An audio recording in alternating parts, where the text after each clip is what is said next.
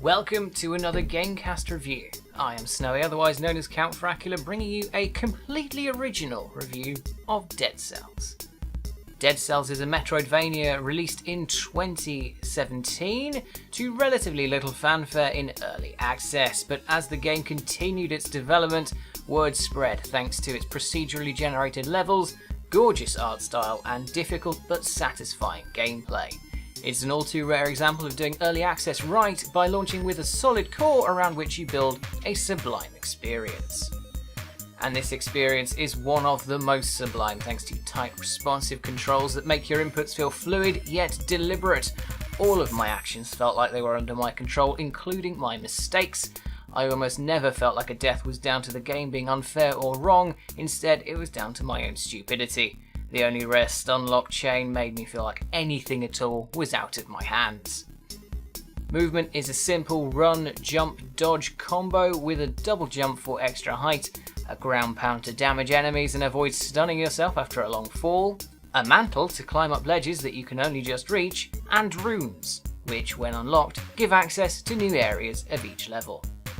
The dodge provides you with just enough invincibility frames to not feel so long as to be overpowered or so short as to be pointless. You can avoid most attacks with just one dodge, but some do require a skillfully timed one or a combination of dodging and jumping.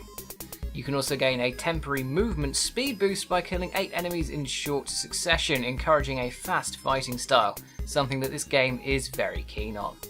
The game actively encourages speed over finesse with environmental mechanics like the timed doors which reward you with money, stat boosts and souls.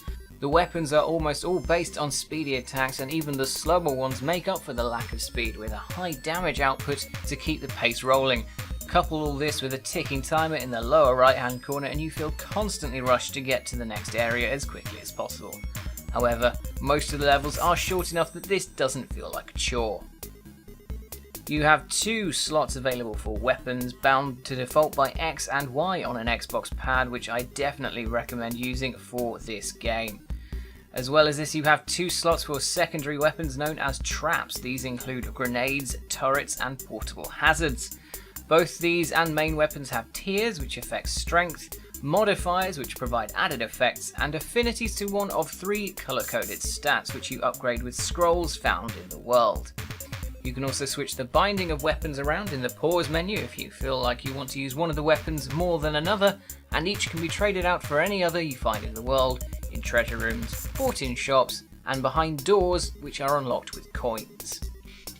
A small caveat must be made here in that I haven't successfully completed a run at the time of writing, although I have got desperately close a couple of times. However, I will try my best to get across the bits of the story I have gleaned.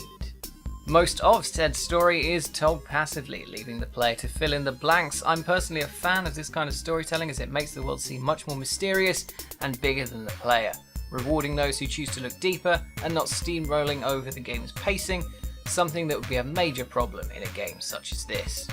You play an amorphous green blob with the power to possess dead bodies who find themselves in a prison on an island where a plague known as the Malaise has broken out, killing or mutating most, if not all of its inhabitants. As of writing, it is unclear if that also applies to the player character, but they seem to be one of the more together characters in the game. What few characters you talk to are there to either upgrade your gear, buffs and unlocks, or treat the player with suspicion and in some cases outright contempt. Overall, the player's goal is to fight through the island to face the Hand of the King. The specific reason for that has yet to be revealed to me, however. Overall though, Dead Cells is a game that doesn't need a story focus as the gameplay speaks for itself. But those of you that want to find it can hunt and start piecing together the narrative. My time with the game has been split between the PC and Switch versions. Performance on both systems has been spot on with only the occasional frame dip in both and a single crash on the PC version, but that occurred while the game was still in early access. The soundtrack for the game is varied and each area's theme feels appropriate for the setting, while the sound effects for weapons, enemies and everything else sounds exactly as weighty or intimidating as it should. There's a slight tinniness though when you're playing the game with the Switch in its handheld mode, but that is mostly a fault of the hardware as opposed to the game itself. Visually, the game combines some brilliant sprite work with distinctive environments and a colour palette of bright hues across the spectrum.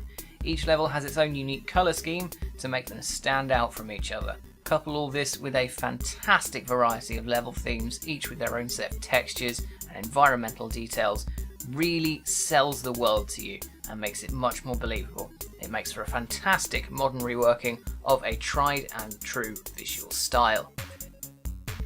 In conclusion, Dead Cells is definitely worth a buy on any system you can get it on, especially if you like a fast-paced experience that you can replay over and over. It is not a game that you'd expect to complete quickly, but each time you progress further or unlock a new weapon, you feel a wave of satisfaction rarely felt outside of the bedroom, and you get yourself ready for one more round, which, if you'll excuse me, is exactly what I'm going to do now.